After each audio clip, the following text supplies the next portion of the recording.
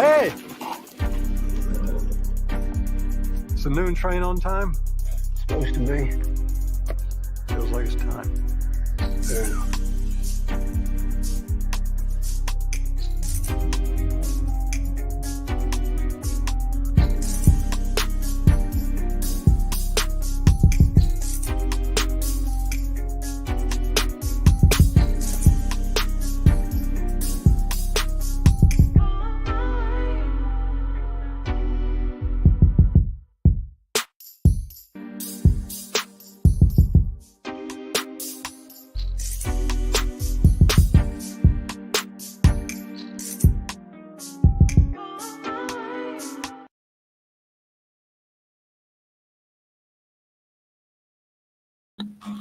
BBN Jackfruits.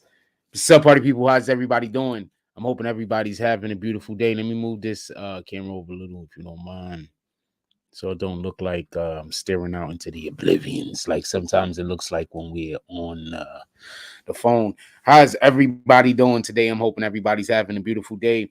We're gonna have a Tonight Show tonight. I'm gonna try to be consistent with the Tonight Shows as long as the trial is going on. Hopefully we'll be able to carry it on even after the trial is over. But I'm gonna try to be as consistent as possible while this trial is going on. For everybody that don't know, the accused murderer or assassinator, the way that the prosecution put it, of Alpo Martinez. For everybody that does not know who Alpo is, he is a fame. I don't know if you want to say infamous or famous, but he is a very, very well-known drug dealer. And I'm just going to say drug dealer from Harlem. He moved a couple of different places throughout the U.S., I believe Baltimore and D.C.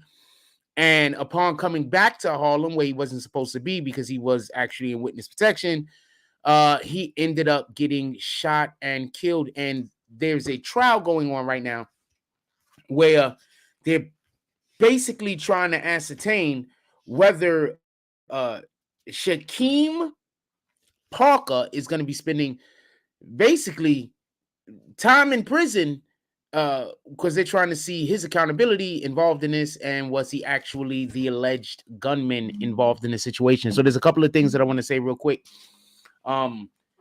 before we actually get to everything that they spoke about today. There's a lot going on. So apparently, before we even get to the stuff that happened in court, there was a situation that basically happened where Shaquem was not in court on time. Apparently, he was not in court on time. So court was supposed to start at a specific time. Shaquem was not there. Allegedly, some of the things that they told us was, allegedly, he did not get on the bus when he was supposed to get on the bus. He was like, I'm not going to courts over here. I don't know if that's actually what happened. I can only tell you that that is the report that came out. The judge has deemed that if this happens again, we're just going to go on with the case, even with him not in court. So if he wants to be a part of the hearing, he has to show up to court, just so we can be clear. The judge isn't going to, remember, there's people on the jury and they have lives. And while they're basically doing this service to the nation, they're not able to, live their normal lives, go to their normal jobs, take care of the normal things that they would do throughout the course of the day. So when you don't show up to court and you waste a lot of the court's time, the judge generally is not very happy about this. So we don't know if it's because Shaquem Parker decided that he didn't want to go to court, or if there was an issue with the Department of Corrections. The judge said that he spoke to a corrections officer, and basically the way that they're going to mitigate this in the future is, he said, just if he's saying he doesn't want to go to court, make sure that you get it on camera. But the problem with that allegedly is, or actually is that a person might say, I'm not going to courts over here, I'm not leaving this cell. And then by the time you go get the video recording equipment and then come back, they're like, I'm ready. So that's basically what the judge basically was saying, just so we can be clear. So there was a problem with him getting to court today. Allegedly, this is not going to be something that's going to be consistent. It should be the end of it. Anyway, in any regard, the judge actually entered the courtroom today at about 11:15. That's when he told us about all of this. They said that they had found him because allegedly Shaquem Parker was lost.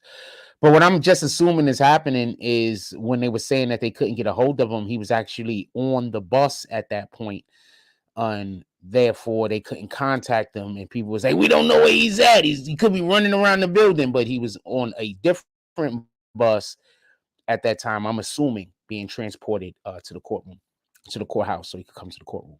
In any regard, so also before the actual day started, there was a witness. Okay, so for everybody that don't know, Shaquem Parker isn't the only one that's being accused of being a part of this crime, although there is another individual. They're not currently on trial. I'm not 100% sure why, but they're not on trial. And the other individual will be Danny Parker, that's Shaquem's brother. Allegedly, he was the lookout guy. And allegedly, he was the guy that was like, "It's time." And then allegedly, when Shaquem is the one who allegedly did the deed, this is when it happened. He allegedly gave the go-ahead or whatever the case is. He was the lookout. Our coast is clears.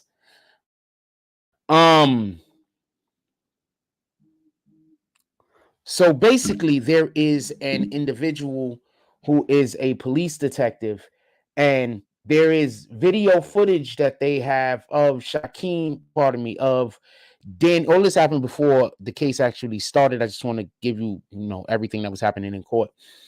So basically, since Danny Parker cannot be called the court, I don't know if he's deceased. I don't know if he's just somewhere in jail and they can't bring him back to New York. I haven't gotten the slightest idea.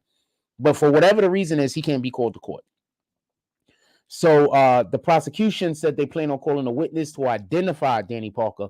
The reason why they needed somebody to identify him is because after the situation happened, allegedly his looks changed. He changed his hair, something along those lines or whatever. The defense was against this witness being called. Obviously, we don't want you to call somebody that's going to help your case. We're going to try to fight it all the way. Whether whether innocence or guilty in this matter, it doesn't matter. We're going to fight every inch. So the defense was against it. The judge wanted to know the witness familiarity with Danny Parker. Did he know him well enough to be able to see him in a still picture or in a video that was kind of blurry and be able to ascertain whether that was him or not?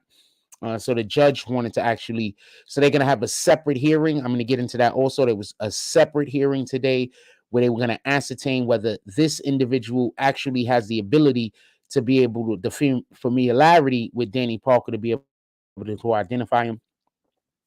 For what I said, he can't be called as a witness. The judge also wants to have a hearing. That's what I just told you about the hearing. So basically, there was a video from October 30th, 2021. And from that video, photos was used.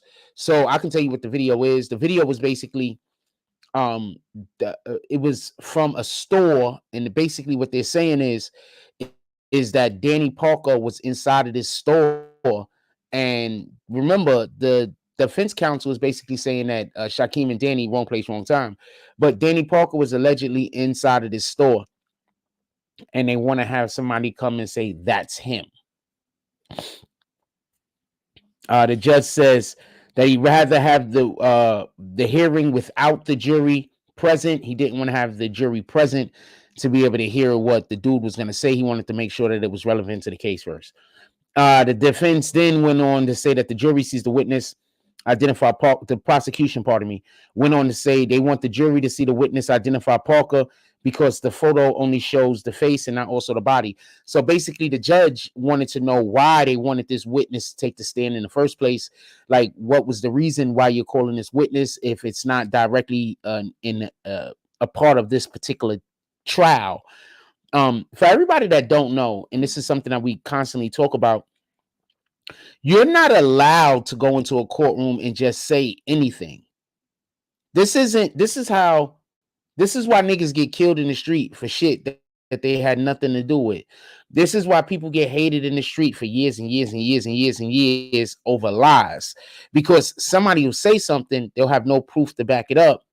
And even when you defend the point, what they'll do is just start bringing up random shit that don't got nothing to do with nothing in order to convince you of a lie. So the judge wanted to know specifically why this person was needed in order to identify Danny Parker. And then they said because Danny Parker changed the way that he looks, this person knows him. He knows the way that he walks. He knows the way that he looks visually in the face. He knows his body type.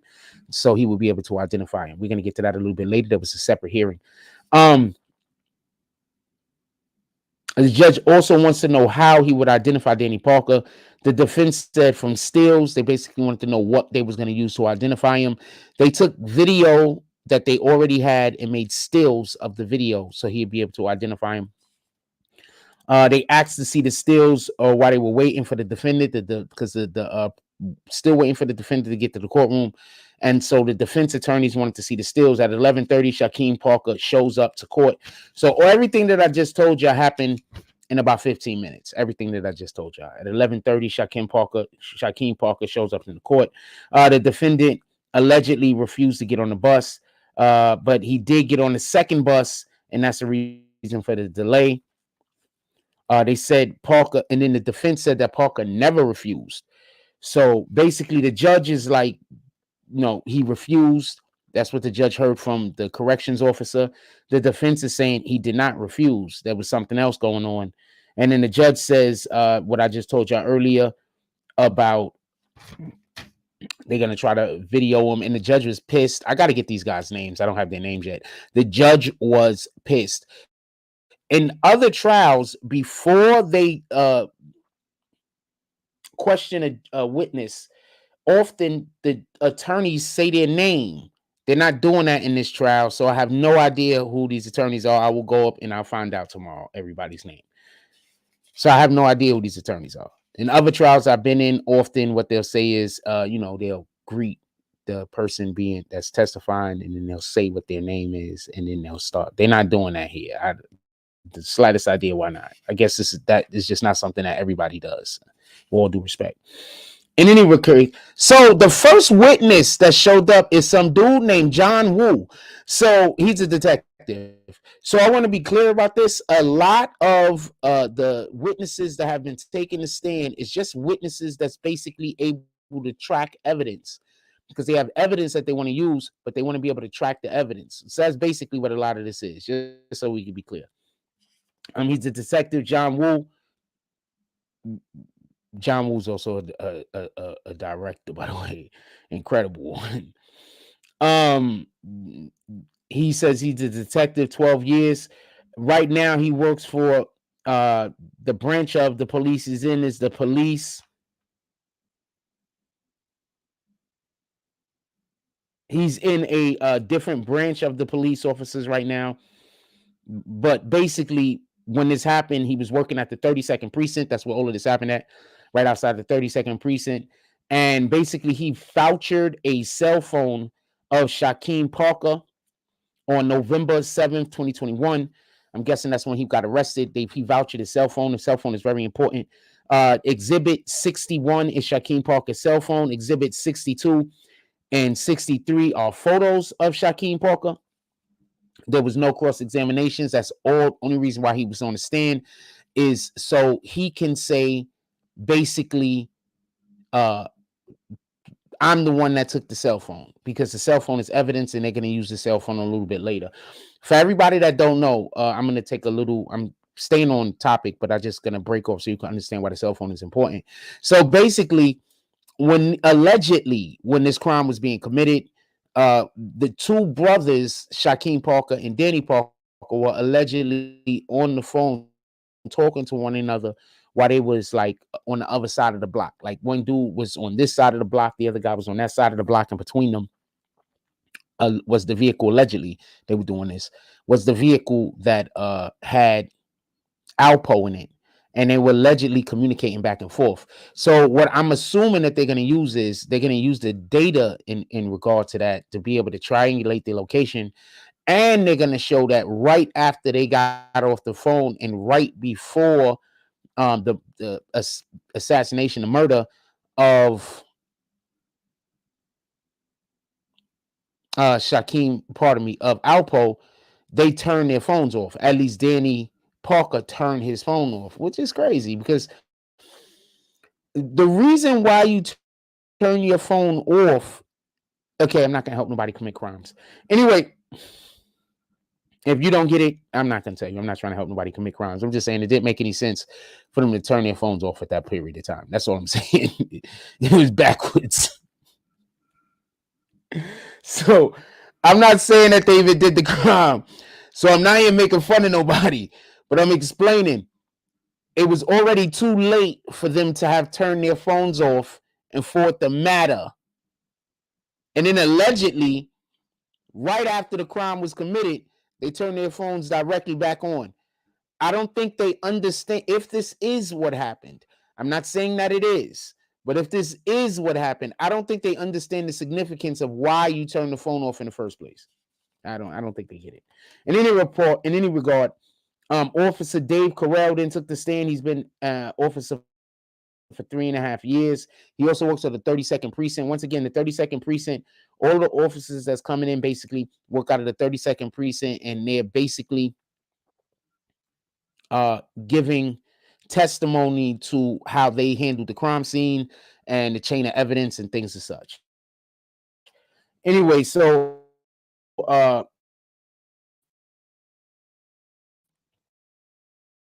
3:21 a.m., he responded to the shots fired at 1:40, the victim in the ambulance, and then he went to Harlem Hospital. They said that the victim was pronounced dead after 20 minutes of arriving to the hospital. The victim was pronounced dead. Also, there was fragments removed from the victim. That was it. That's all he said. No cross-examinations on this witness either.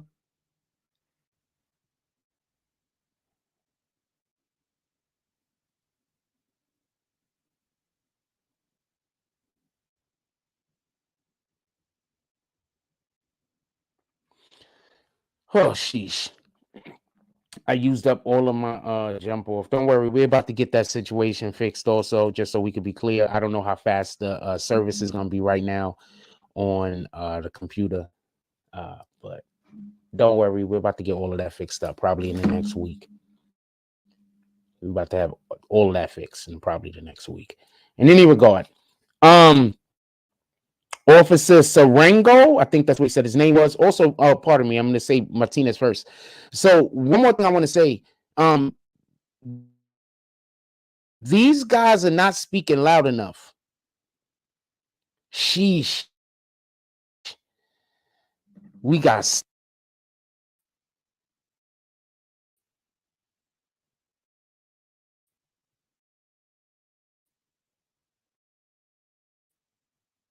sheesh.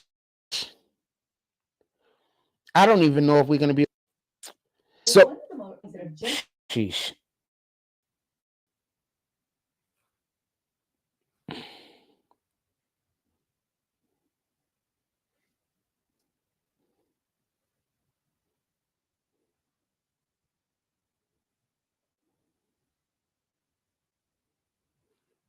So these guys are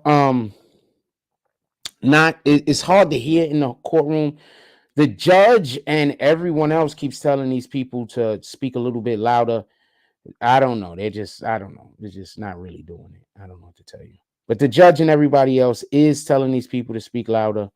They are telling them to speak up. I don't want there to be any misunderstanding of that. They are telling people to speak up. People just not really speaking up.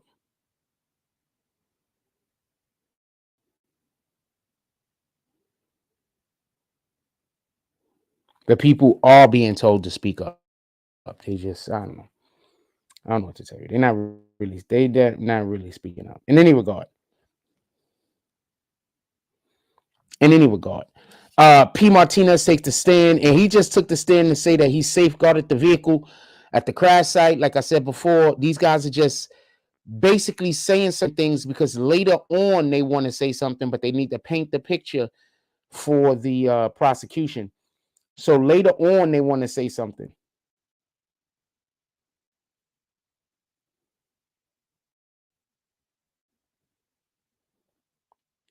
So later on, they want to say something, but they got to paint the picture first in order to be able to make it make sense. Anyway, so another officer, Sarango, gets on once again. He's this guy time. He's a 13-year NYPD, 12 years at 32nd precinct. Basically, he says that he heard the shootings. He was with his partner. He got a call at 3:24 a.m. That's when he received the report of the shooting at 147 Faith Avenue. He responded. It looked like the vehicle was in a collision and was in a collision. So for everybody that don't know, and there's a couple of things that I just heard now that I did not know previously, but for everybody that don't know, what basically happened was when he got shot and he pulled off, he sideswiped like a shitload of cars. If y'all remember, we was out there. One of the freaking basically almost every single damn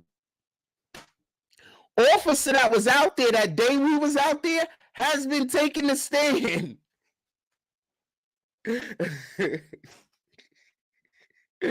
So remember when we was out there, the officers are taking the stand. The officers that were out there when we went to the scene of the incident where the car crash happened, those officers that were securing the shorty that I was standing there talking to for like 10, 20 minutes or whatever. The shorty I was standing there talking to for like 10, 20 minutes. I don't know if she's Mexican or Ecuadorian or whatever the hell. She took the stand today. And I think at least 2 other officers took the stand. And I know for a fact at least one of them recognized me. I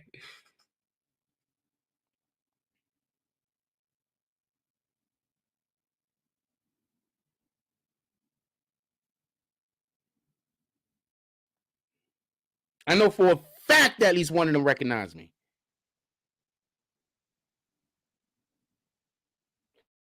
I wanted to see how well our stream is working. So that's why I've been slow talking. All right, let's get back to it. So I'm trying to see how choppy it is. All right, let's get back to it. So I'm trying to see how choppy it is. All right, if anything else, y'all can still hear my words, right? If nothing else, y'all can listen to me talk. You know, you can't see all of the handsomeness. You might be able to still hear me talk in any regard. So they responded to the scene. They looked at the vehicle. Basically, there was if you remember, there was like a ton of cars that were sideswiped. But besides those ton of cars that were sideswiped, is an officer a little bit later that basically says not only did he sideswipe those cars, but there was just a car that was on a road and he reared in that dude. And that is a whole nother crime scene, a whole nother scene. And that guy stopped the car like at one, I don't know, way down the street. That's all I know. In any regard. Remember what we first heard, though? Remember they first tried to tell us he was like riding all through Harlem, like he was like looping around and shit, looking for the police precinct. When in reality, all he did was hit the gas and pull off, and he just happened to crash at the police precinct. El Pena, I don't know if any of this is true. I'll put it up on the screen. I do not know if this is true. But just so we could be clear, they said that Danny Parker is, and I don't know if that's true. I don't, all I know is that he can't testify. If he turned informant, wouldn't he take the stand? So I need for you to clarify that, if you don't mind. If he turned informant, wouldn't he take the stand? You're saying he became an informant, but as far as I know, he's not going to take the stand. So I don't know how that makes sense. I need you to clarify that if you don't mind. Anyway, the cross-examination, this witness got cross-examined. This witness, Sarango, got cross-examined. He says that 326 is when he first arrived at 147th and 8th Avenue.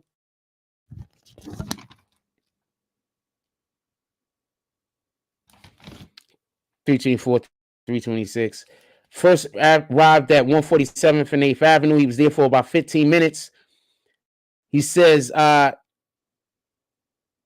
Not sure when he went to the second location. The second location is 151st and 8th Avenue.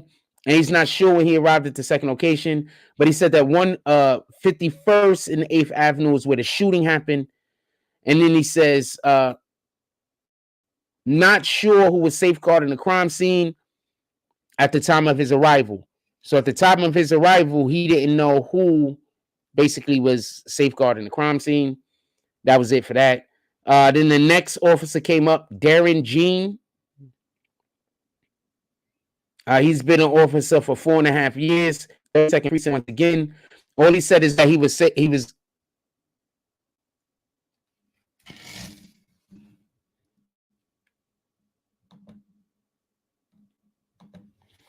All he said is that he was assigned to safeguard the vehicle. That was it. There was no more questions asked of him. Then a witness came up named Maddie. I'm not 100% sure. I think they spelled it M-A-T-T-I. Once again, I don't know if it's the sound system. I don't know if I'm just sitting in a bad spot, but it's kind of hard to hear sometimes. Anyway, this particular person is working for the surveillance.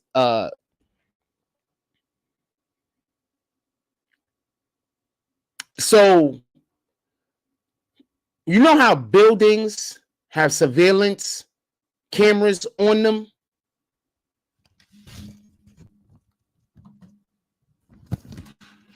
You know how buildings have surveillance cameras on them? So apparently,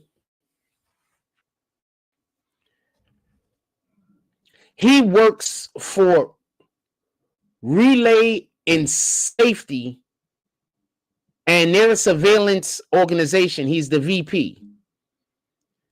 So they asked him a lot of questions, and basically about Exhibit 59, because that's the video footage that comes from a building in the Bronx, 1734 Townsend Avenue, and they got the video surveillance for the dates of October 30th and October 31st of 2021. Because just so I can give you why this is important, remember, they saying that they tracked the assailant, the defendant, I believe, from the scene of the crime back up to the Bronx where he met his girlfriend. So I believe they're saying that they tracked him to this building, just so we can be clear. And so they had that guy come up. He testified. They just testified that Exhibit 59 is the video footage from 1734 Townsend, and it was for the dates of October 30th and October 31st of 2021. Then the cross-examination, they actually cross-examined this guy. He's the VP of the security operations. It's a technology company. He's also a retired sergeant, and he used to be a police officer for 25 years. He used to actually work with the video surveillance type of team when he was a police officer. So this just made sense that this was the transition that he made. You know, he decided to retire, but still wanted to work. He says, while with NYPD, work with video surveillance, he says that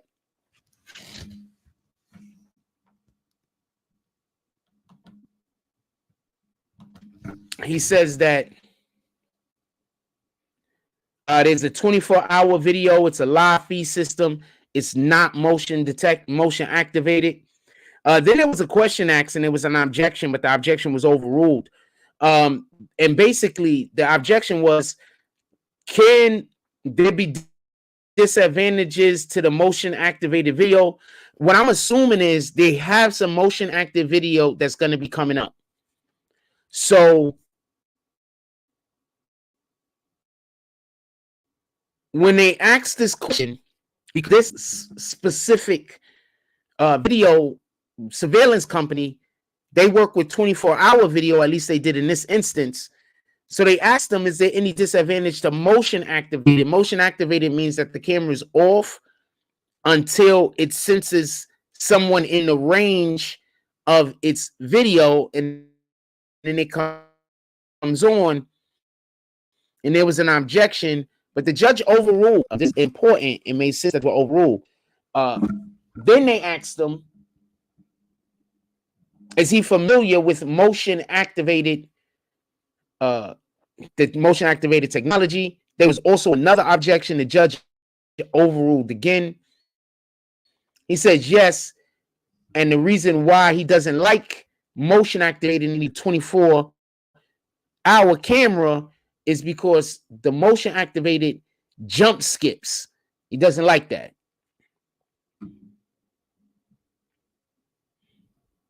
Then the defense asked him, can the timestamp and dates be wrong?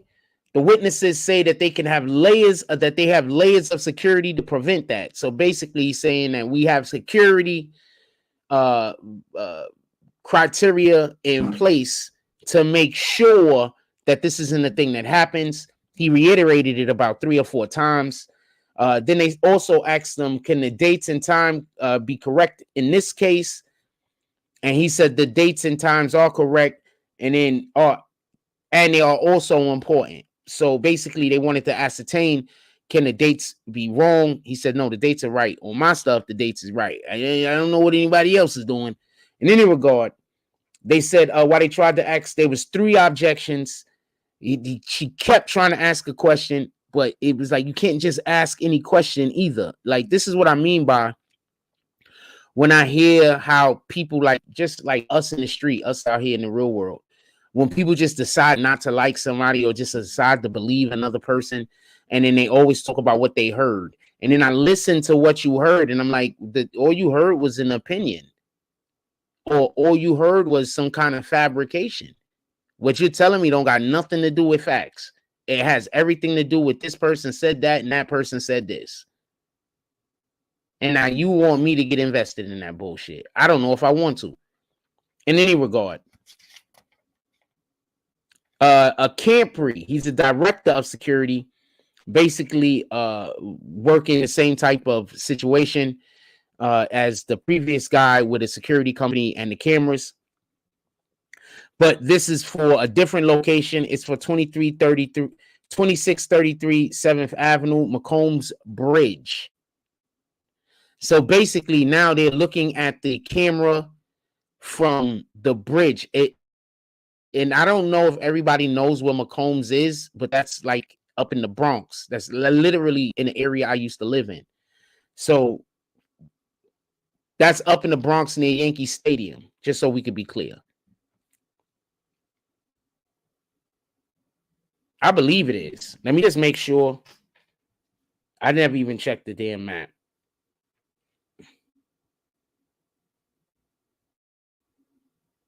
I think that's right before you come over the bridge.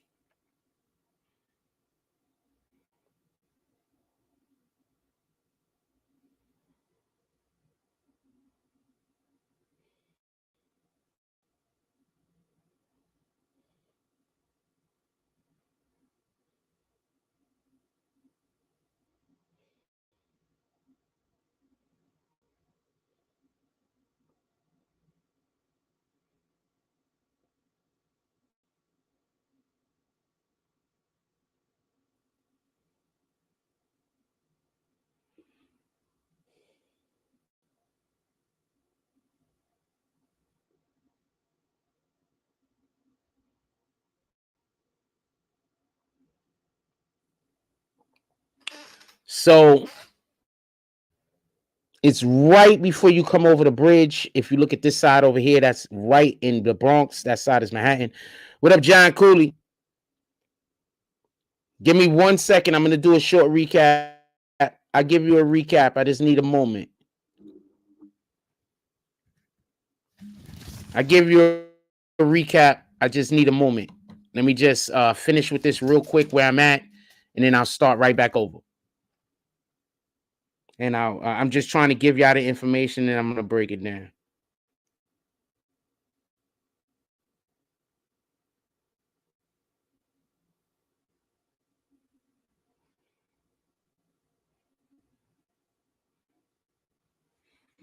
So real quick, so you could see where it's at. You see where the red dot is. This is it right here.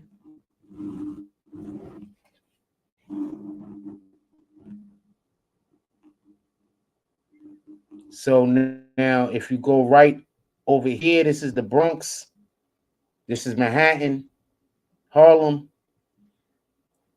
This is the McCombs Dam Bridge that I was just telling y'all about.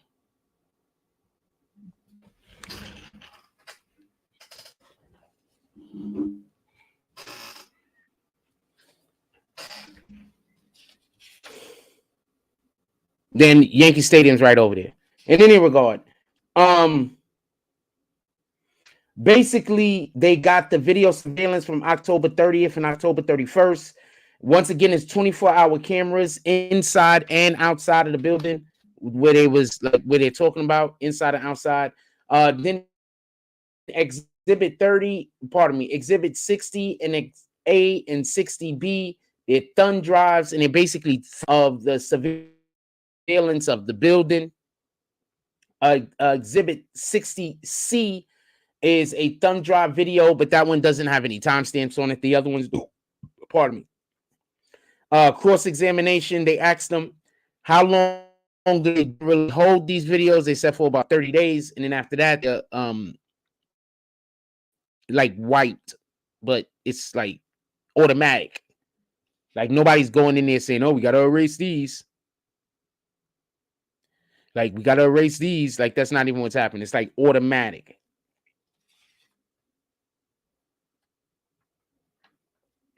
Then we get to detective, and then they're done with that. That was all she asked. And then they get to Detective Michael Caldwell. He's a 23-year NYPD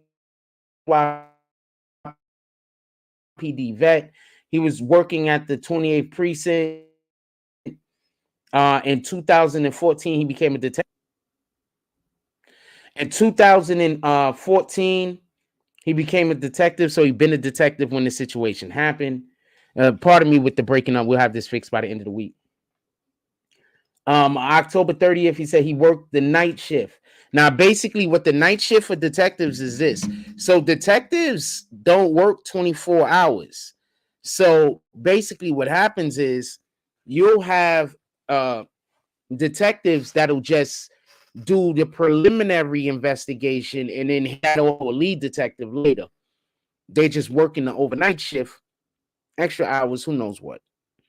And basically they're just gathering data in order, or data, however you want to say it, in order to be able to give it to whoever that case is going to be assigned to, you know, the next day, whatever the case is. Shift. So he was working the night shift. And so approximately 4 a.m., he goes to 151st and 8th Avenue. Once again, approximately just means around about. It doesn't mean exactly. Exactly and approximately are not synonyms. I just want to be clear on this. But sometimes people be like, yo, when did it happen? Approximately. And then you be like, no, but when did approximately? It is approximation, fam.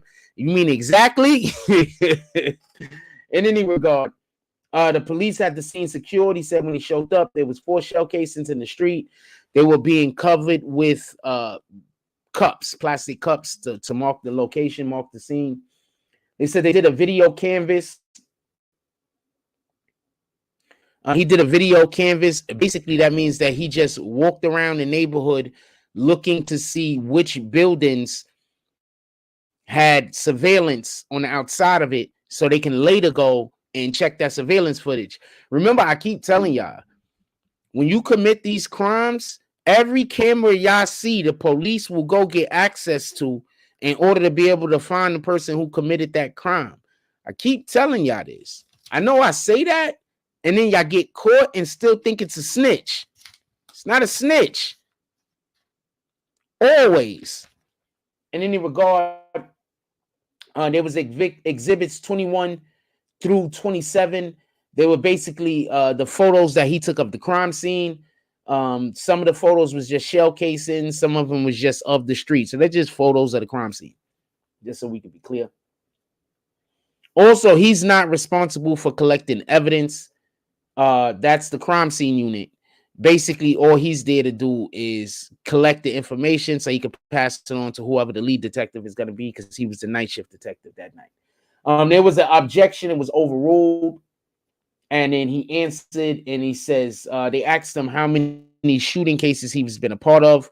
The defense was like, objection. It was overruled. He said he's been a part of about 100 shootings, or he's investigated, in one capacity or another, at least 100 shootings. They said, do not always find shell casings. Just like in the trial that we did involving Taxstone, you don't always find the shell casings, and like, especially if it's a high traffic area, the shell casings could be knocked from wherever they initially fell at. They could be, especially if you're outside, they could be knocked down a storm drain. You don't know in any regard. He says that he did not physically download the video from the deli. So he went to a deli that was open. He didn't physically download the video there, but he did speak to the people who were working there. He said after that, he went back to the office. He was aware of the second crime scene, but he did not process it. That obviously was most likely a different detective, maybe. He went to the Harlem hospital with his superior later on that day, and that's when he found out that Alpo had passed. There was a cross-examination. Basically, they recapped some of what he said. He got promoted in 2014 and received additional training, right? Because you get promoted to detective, they got to give you more training because you have more responsibilities. They said the night watch is the overnight duty when detectives from particular precincts are off duty. And then he said he's not the lead detective in this particular case. Once again, he kept reiterating that I'm not the lead detective. And he said he assisted the lead detective. So basically, there's this thing called DD5s. So a DD5 is basically, let's say you got 2 or 3 detectives all working on one case. They put the information into the DD5. That information is stored on the database in the NYPD's database. And basically, whoever the lead detective is at that point could then go and get the information out of the DD5 to help them be able to investigate the case when other people have information that they might not have. So basically, like, all of the detectives keep like a little book where they jot down notes that will go into the DD5. Let's say you interview somebody and they tell you some information or whatever that you deem pertinent, that will go into the DD5. You understand what I'm saying? It's the information that the lead detective is going to need, but other detectives or other officers actually gathered the information and they put it into the DD5 to make sure that the lead detective have all the information. And that's the best way that they can aggregate everything and keep everything in one place in any regard. He says that when he arrived at the scene and canvassed for exterior cameras that would have been facing the direction of the crime, he said he didn't get video from the deli, but spoke to the deli workers. At that point, they showed the witness the DD5 report to refresh his memory of the cameras that he canvassed.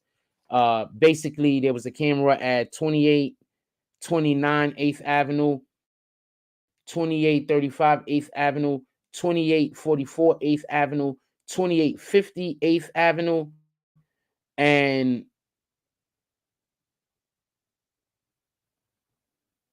so there was the Palace food video that he was actually able to look at, I believe. He said that the times were accurate. There was another place called Patrick's. I'm assuming that they're also going to be using information from Patrick's.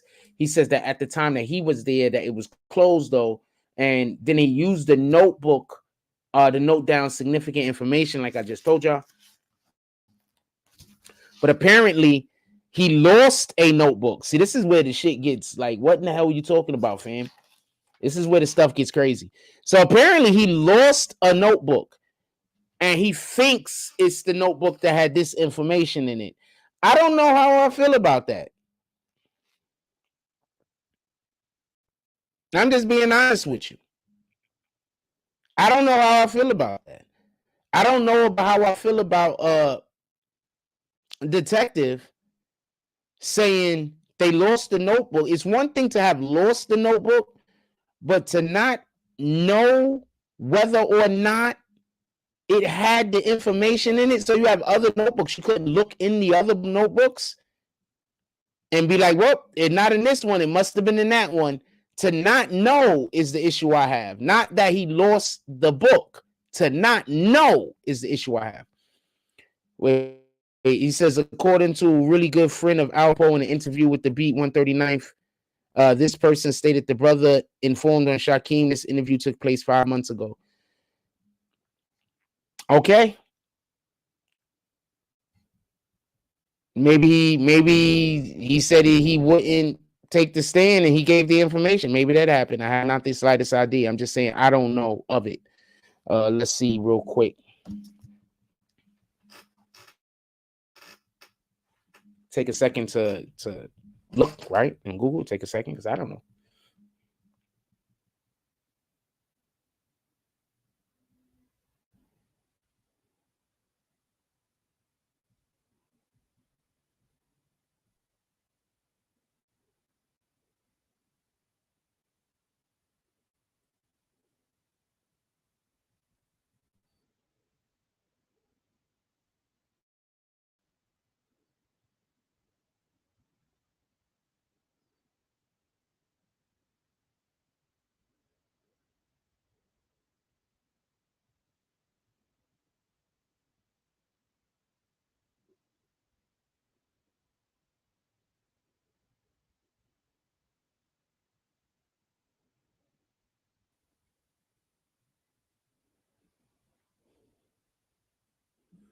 I don't see nothing. Hold on.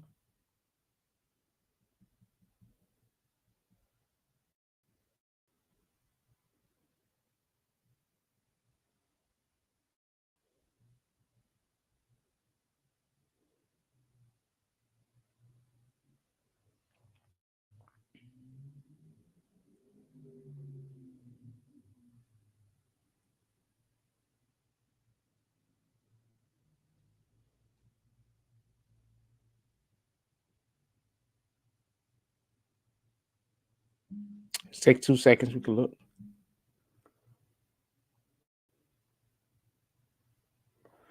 I need for you to send whatever you talking to my Instagram. I'm not gonna go into a back and forth having a discussion about a thing. I need for you to send whatever you talking about to my Instagram.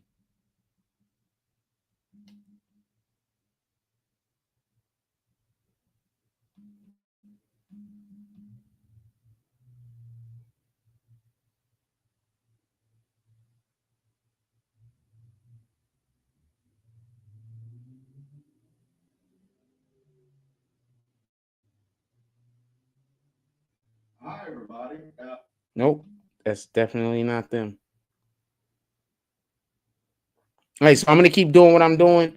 I need you to send me whatever you're talking to my Instagram.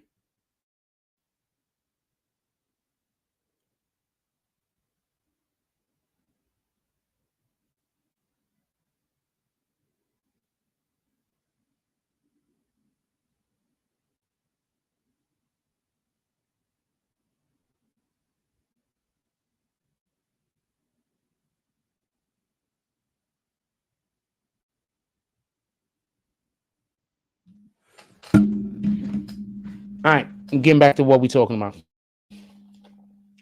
So basically, he had a notebook. He lost the notebook. I don't get it. When they start discussing this, if a nigga could sweat, like I'm all the way, it looked like he got all of the sweaties. It looked like he was nervous. What up, SC? Salute. I'm gonna go over some of this. I gotta hurry up. We gotta be done by 11. I got a thing I gotta go do. I gotta go talk to somebody.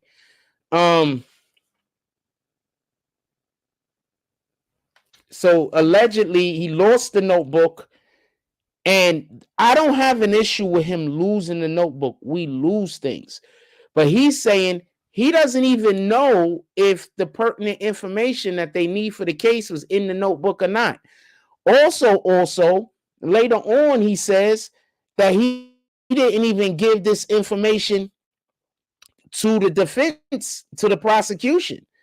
So basically, the defense is saying that he knows something that exonerates their client. Pardon me. And it was in that book. And he's trying to withhold the book.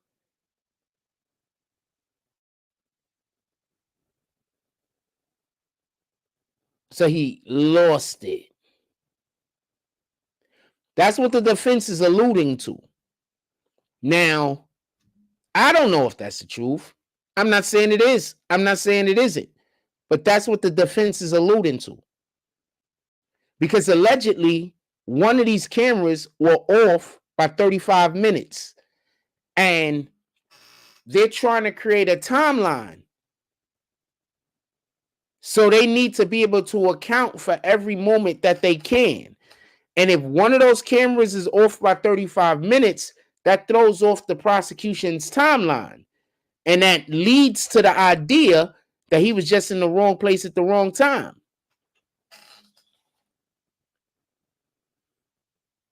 After he says all of this, they asked him how long. He said he's been a detective for 10 years and he testified 50 to 60 times. He says the paperwork is important. He agreed. He says his notebook would be supplied to both the prosecution and the defense. So they asked him basically if you do know that if you gave it to the prosecution that the defense will have it also. He's like, yeah, I know. He doesn't know all of what's worried. Wait. And also he doesn't know of any other units that were involved in the investigation. They asked him how did he prepare for to testify, which is, you gotta ask it. Like, I hope you prepared to come up here on the stand. And he said he just reviewed the DD5 video, the DD5 and the video exhibits before testifying. That's it. Allegedly, he didn't look at his book. I have listened to quite a few police officers testify. And whenever I hear, how did you prepare? Usually they speak about looking in their book that they keep with them. And sometimes they have the book with them. But his book got lost on a rainy night. Wink, wink. No, really, that's what they said. It was a rainy night. It fell out his pocket. I don't know. Maybe did, fam. I mean, I don't know. But also, he doesn't know if that's the book that actually had the information in it. He just knows it was a book. I don't know, man. It just sounds weird. It just sounds weird, fam. I don't know what to tell you. He's not even sure which book it was that he lost. It just sounds weird, fam. I'm sorry. I don't know what to tell you. Anyway, so the defense was like, we done. The prosecution with a redirect says no witnesses to interview. So he didn't interview any witnesses. He just took down addresses of potential cameras and the photos of the casing, and he transcripted his notes to the DD5, basically saying anything that he wrote in the book, he also put in the DD5, and that's what he looked over. And he said he wrote the DD5 within hours of leaving the scene, so his memory was pretty fresh when he wrote the DD5. That, remember, that's the information that these other police officers and detectives gather in order to give to the main lead detective in order for him to be able to do, or her to be able to do the best job that they can investigating the crime. So then they said, you know what, we want to recross, whatever you call that when they not done. So the defense team comes back up and says he didn't give notes to the court unless he is asked for them. They asked him, did you give notes to the court? You know, the book he lost. Said, nah, I didn't give him anything. I only give him when they ask. I don't understand how that goes. I mean, when they always ask, or wouldn't it just be protocol? I mean, I don't know. It is what it is. We learn something new every day, fam. He said he probably reviewed the notes when writing the DD5. So probably, maybe he reviewed his notes when he was writing the DD5. But let's just make sure that when he spoke to the prosecution, he said that he transcripted them, meaning that he wrote them basically word for word. And here he's saying he probably reviewed notes when he wrote the DD5. So that's an inconsistency in his testimony. And then he said he did not review the book. So, I mean, after he wrote the DD5, he didn't review the book after. He agrees notes are important to the prosecution, but he didn't provide them. So he knows that these notes are important in the case. He knows that these are very important notes, but he didn't provide them to the prosecution, allegedly. So then they had a hearing to ascertain the witness's information to be allowed in the trial. So I'm just going to run right through this. So I got to get out of here. I'm going to run right through this so y'all can understand why this dude took the stand. So Reyes, there was a whole hearing that was held to see if he was going to be allowed to testify in the trial. This is not the trial. This is a hearing, a separate hearing that happened in the middle of the trial to see if they were going to allow for him to testify in the trial, if his information was pertinent or whatever the case might be. So basically what had happened was he had arrested Danny Parker on a whole different crime. So basically Danny Parker had some kind of moving violation or whatever in a car. And then when they got close and they looked at the car, there was something wrong with his plates or something along those lines. There was something wrong with his plates or something. So he gets arrested because he had some kind of problem with the vehicle, forged documents, basically. He was double parked, pardon me. And there was a problem with the license plate.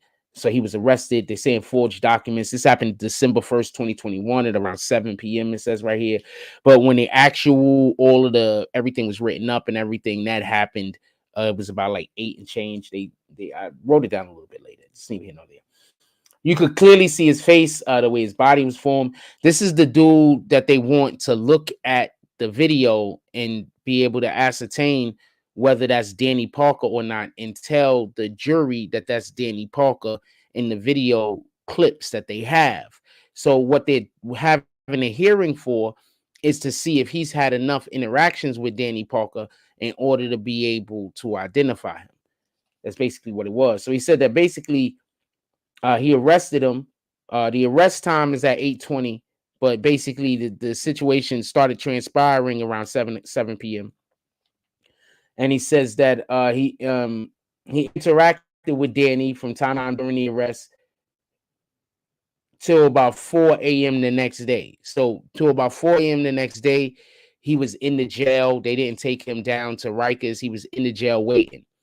Till about 4 a.m. the next day. And while he was in the jail waiting, he had to take the guy to the bathroom. He had to give him food. He interacted with him. He had to interview him. He had to write down stuff, yada, yada. So he's had enough interaction with him. Basically, he was saying he was interacting with him from about 7 p.m. that day.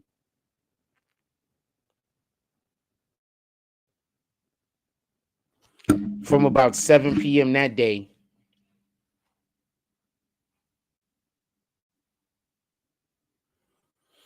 YouTube?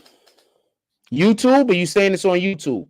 From about 7 p.m. that day to about 4 a.m. the next day. They said the FIO. I meant to look this up.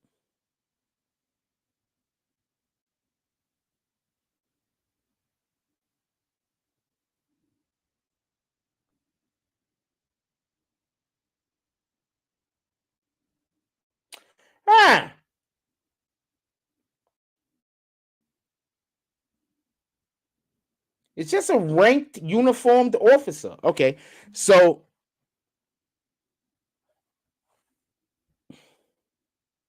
is that on YouTube or not? So the FIO wanted to speak to Danny Reyes, wanted to speak to Danny Reyes, basically escorted him to and from the FIO. That he fingerprinted Danny. He interacted with Danny Parker multiple times, 3 to 4 times. He is well known to the precinct. So apparently they know him in that area. Like they know him. That's probably why the FIO wanted to speak to him, because he knew him. You do get what I'm saying, right? Now we're gonna go look at that video that Alpina said.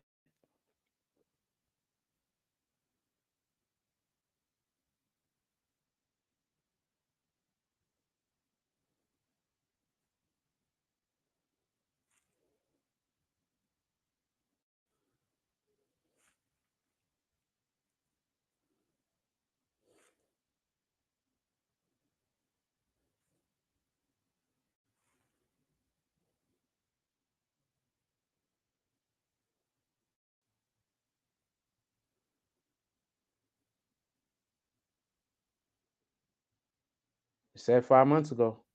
You have a 700 plus credit score. So they know him at the precinct.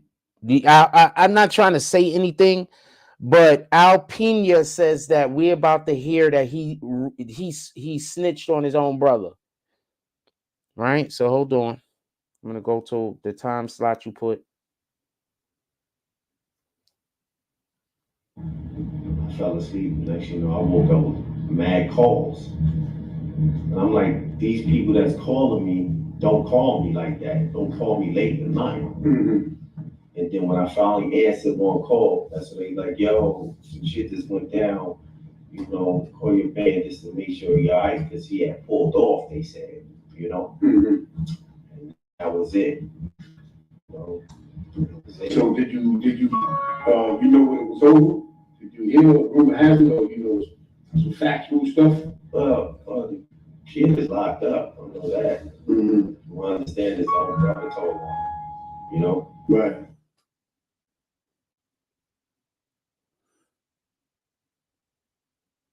He said, look, I'll play it again. He said the kid is locked up. From his understanding, his own brother told on him. Shout out to Al Pena. So that's as far as I know. It was over. Factual stuff? The kid is locked up. I know that. Mm-hmm. I understand his own brother told him, you know. Right. So that's as far as I know. Yeah. It was over some bullshit though. Yeah. It was just some bullshit. Mm-hmm. I want to say something real quick because dude said that it was over some bullshit that wasn't even important. And I don't know if he actually did it. This is just all still not testimony. This is just something that he heard. We don't even know if any of this is true. But I will say this. And I want to be clear on this. That's one of the biggest problems that we have out here in our community. Niggas shooting and killing niggas and arguing over nothing important. Over nothing important. It's all emotion. Now, I don't know what happened in this particular case, and I'm not saying that that's what happened. I'm just saying. In any regard, the defense cross-examined again. He said 3 to 5 times he saw Danny after the arrest from about 3 to 4 feet away. He's always hanging on the block, apparently. The judge wanted to know why the jury needs to hear his testimony. The judge asked the prosecution, why does the jury need to hear this testimony? The prosecution says Danny changed the way he looked, cut his braids. The officer knows him, so he could identify him in the photos and the video, and he has different hairstyles. So that's why he's there. This guy's only there to be able to say that's Danny Parker. The defense then says he believes he had interactions with that. They believe that he had interactions with Danny, but the prosecution gave him photos and videos, and there's a chance that he could be biased, meaning before he showed up today, he saw all of these photos and all of these videos that the prosecution gave to him. So therefore, how do we know this is really his memory, or if, you know, this is suggestion? That's basically what the defense was saying. In the opening statement, they said he was a lookout, making Danny an uncharged accomplice. Doesn't think his hairstyle changes, and they don't think that his hairstyle changes his appearance. So what you're saying, Al Pena, I wasn't trying to call you a liar, just so we could be clear. I'm just don't want to just say things without any type of, you know, foundation, you know, not necessarily facts, because we don't know, but without any foundation. With that being said, that the judge said that the witness can testify. And basically the witness testified to everything that I just told you.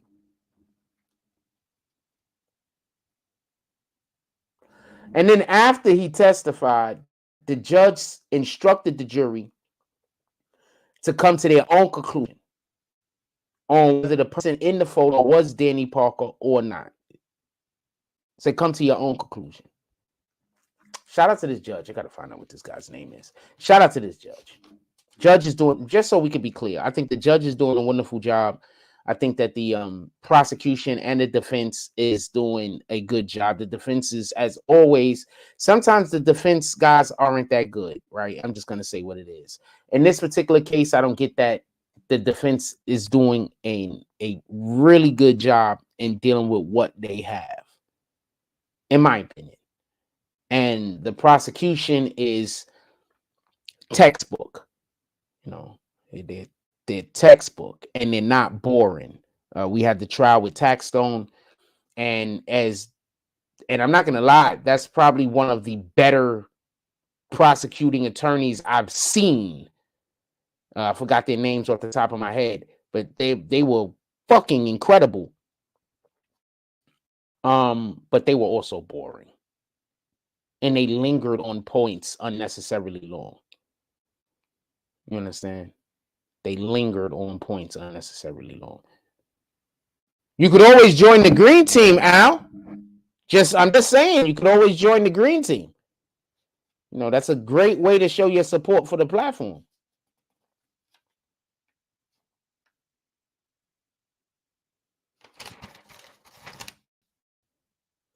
We got one more guy that I'm going to tell you about, and then this is the end. So there was a Mitchell. I was supposed to plug this in. There was another, the last person that spoke today. Once again, all the attorneys involved in the case, as far as my opinion are doing a great job. And the judge is doing an exemplary job. And it's moving. It's like, I don't know how many of y'all guys ever been in a courtroom before, but even the best attorneys get stuck at points, and like, we're talking about something unnecessarily long. We don't need to really be we don't need to be having this witness up there for 45 minutes. They only told you about 10 minutes worth of shit. That's not what's happening in this case. It's moving very fluid. But also, remember, the evidence that's basically being used currently is just evidence that was collected by the police. And a lot of these witnesses, the prosecution really don't have anything to ask them. So that could be another reason why it's going so quickly. And the prosecution is being very smart with not wasting their time talking to people who they can't get anything from beneficial to their client. Anyway, Johnny Mitchell, last person testifying today. He's a 19-year NYPD officer. He grew up in the area. Like, so this is a dude that he grew up in that area. He's from Harlem. He says that the other police officers kind of laugh and giggle and kind of rib him a little, because when he shows up the crime scenes, niggas call him by his first name because they know him. For the people that don't know, Harlem is like a little town. Like, square footage wise, it's larger than Coney Island. It's like a town, fam.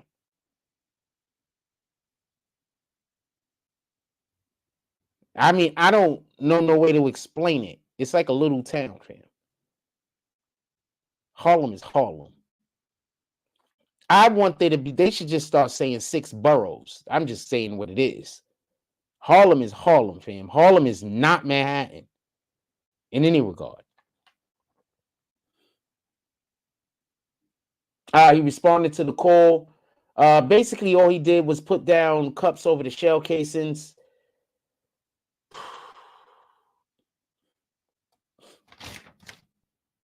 He spoke about some exhibits that had to do with the body cam.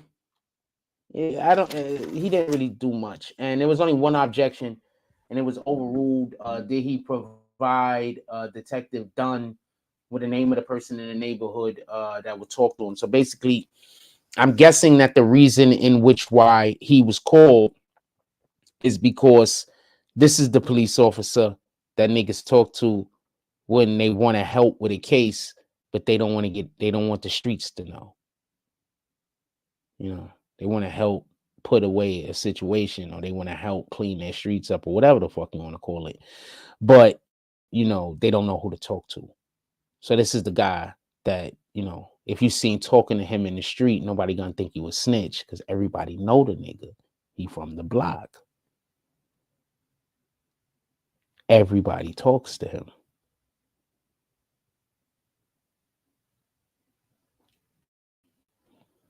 Funny how that works. And then they watched 3 body cam videos of the police after that. I should have started the show a lot earlier. I was exhausted today. I should have started remember, we're not used to doing these shows at night. We got to get back to doing these shows every night.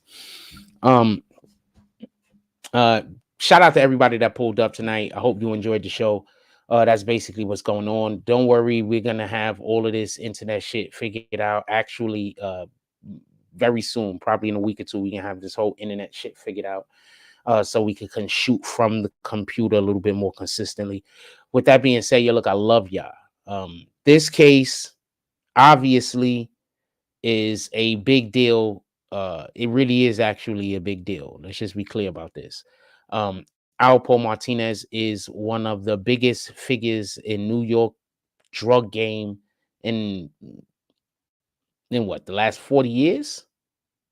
He's had how many movies made about him? And there's obviously going to be another one at one point or another. I hope 50 does the next one, to be honest with you. He should start with, first of all, they need to have one done about what was going on when he was in Baltimore and DC. There's no telling. That's going to be incredible. This guy has lived a lot of lives, fam. He's deceased now, but no, he's lived a lot of lives. I'm just being honest with you. And shout out to, whenever I go to these court cases, generally speaking, usually the family members don't really warm up to me until like we've been there at least like a week or so, and then they see the commentary that we give, and then they be like, oh, well, he's being fair. So shout out to everybody that has a horse in this race that see me in the courthouse and spoke with me. Generally, I don't just run up to family members and talk to them, because we're not doing that. I'm not harassing nobody or nothing like that. We're not doing that. But whenever I see that they're open to talk and open to speak, that's always good. And I don't generally tell y'all what they say, so I'm not giving nobody any information on what the freaking on what they're talking about. It's usually privileged information between me and the parties involved. So shout out to, it could just be that people know my work a little bit more, you know, and shout out to the fact that it basically everybody that I come into contact with that does have a horse in this race generally appreciates what we're doing over here, and that's always dope. With that, what up, Kyra? With that being said, I gotta go. I love y'all. We're gonna pick this up tomorrow, midday live, where we're gonna be talking about what happened in the case tomorrow in the morning. With that being said, like, comment, subscribe, join the notification gang. Hashtag Bronx Bombers. Let's get it. I love y'all. Take care of each other. Hug the kids for me. I haven't forgotten about you. And that's all I got on this one.